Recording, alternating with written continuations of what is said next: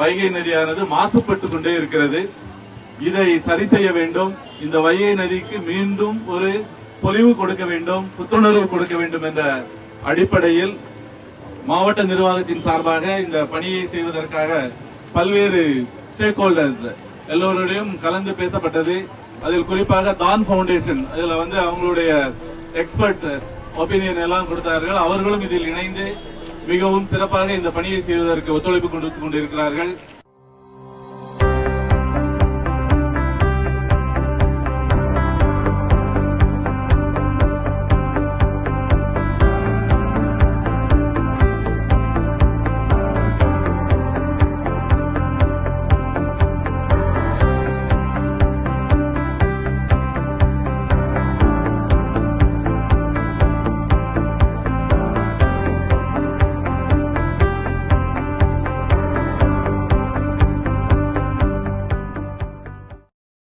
ஆரம்பம்.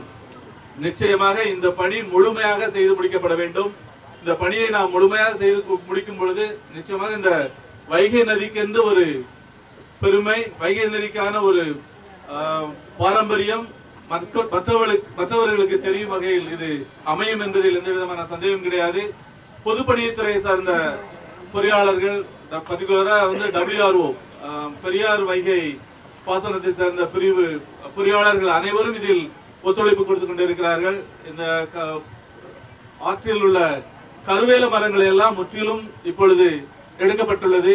அதுபோன்று இப்ப குப்பைகளை எல்லாம் நாம் அகற்றும் போது நிச்சயமாக இது ஒரு சிறப்பாக அமையும். இந்த சிறப்பான பணி தொடர்ந்து நடைபெற அனைவரும் ஒத்துழைப்பு கொடுக்க வேண்டும் என்று மீண்டும் கேட்டுக்கொண்டு இந்த பணி துவங்கப்படுகிறது.